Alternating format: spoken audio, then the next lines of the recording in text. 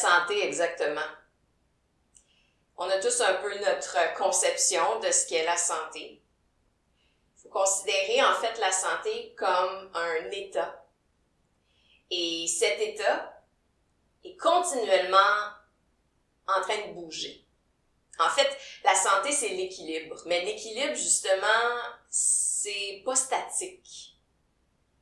On peut penser des fois à l'équilibre puis y accoler une image à connotation un peu statique, alors que c'est faire fausse route. L'équilibre, si vous y pensez comme il faut, c'est comme d'être à vélo.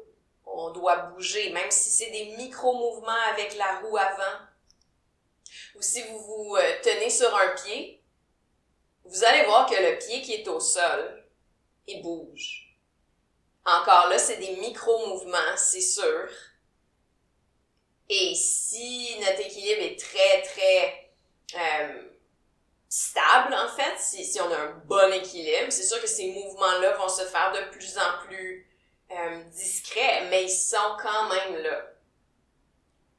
Alors, la santé, c'est exactement ça. Ça bouge, en fait. Parce que c'est une réponse constante entre soi, son organisme, et son environnement. C'est toujours un réajustement par rapport à notre environnement où on se trouve.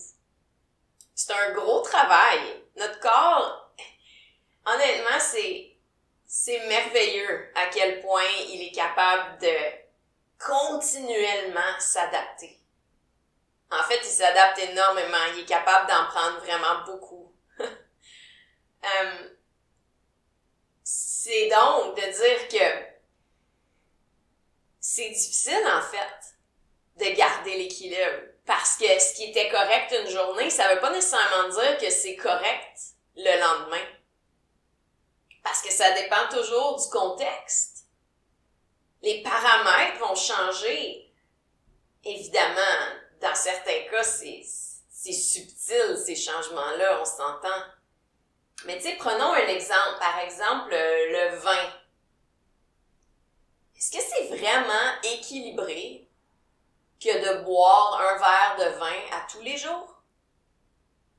Puis certains vont se réconforter en disant « Ah, ben oui, certainement, les études le prouvent. » D'accord, mais qu'est-ce qui arrive au soir où finalement c'est pas un verre de vin?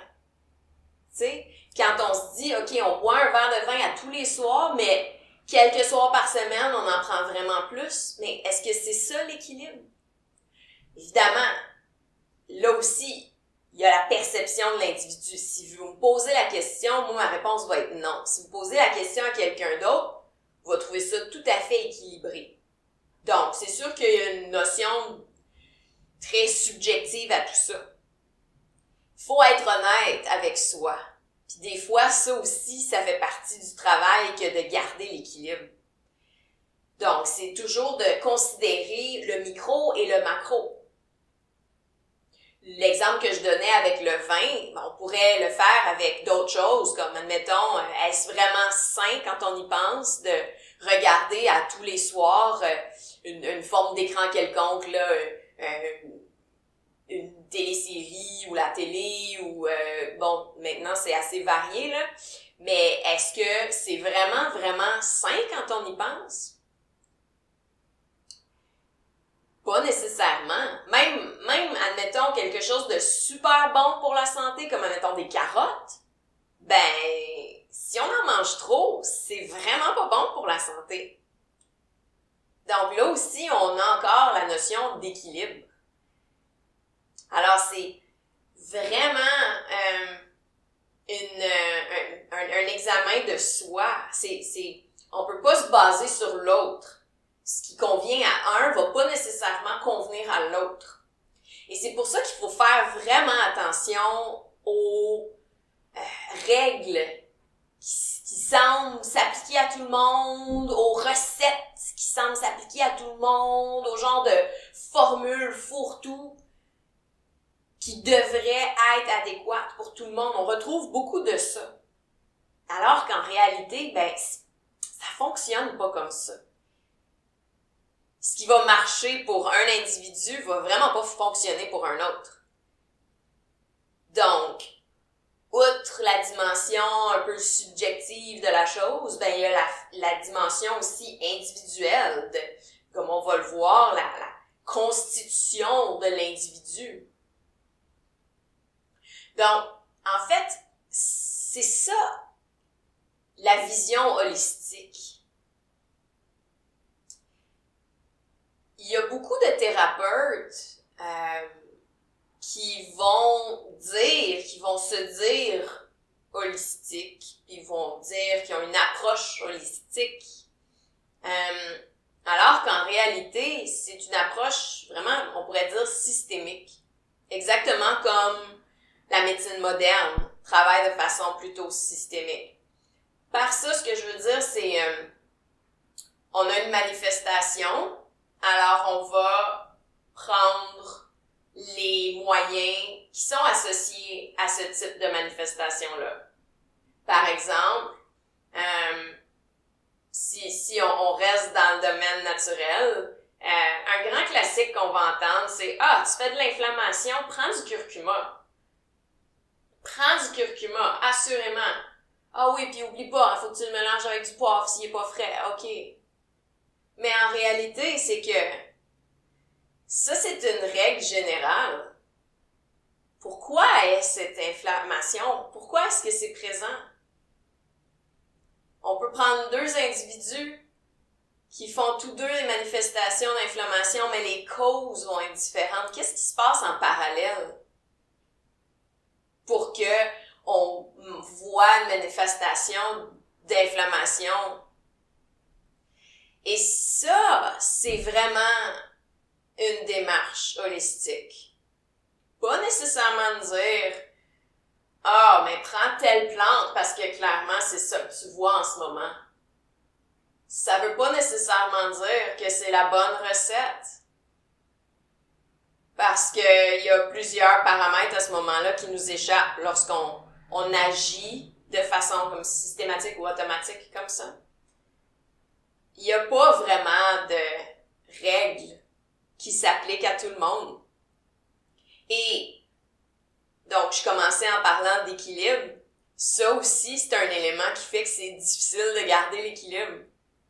Ça revient à se connaître, à se responsabiliser. Bon, d'accord, lorsque on n'a plus de repères, on va consulter, puis justement, quelqu'un va nous aider, va nous assister grâce à ses connaissances. Mais ce qu'on se souhaite vraiment, puis ce qu'on peut justement développer en prenant un cours comme celui-ci, ben c'est d'avoir d'un côté des connaissances, donc autant sur soi, puis ça c'est en continu, on continue tout le temps de se comprendre un peu mieux à tous les jours.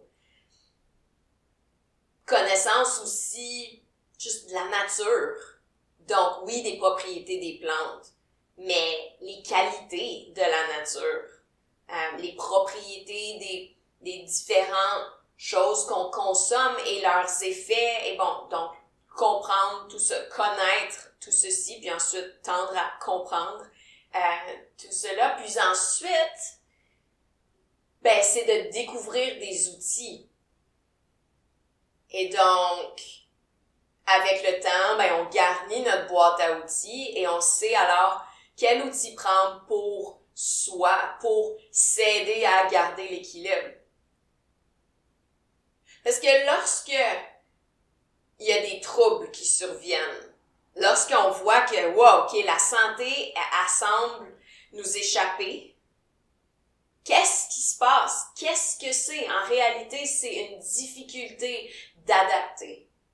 C'est comme le corps à ce moment-là, l'organisme ou l'organe a de la difficulté à ce moment-là de s'adapter aux changements de l'environnement ou aux éléments présents dans l'environnement.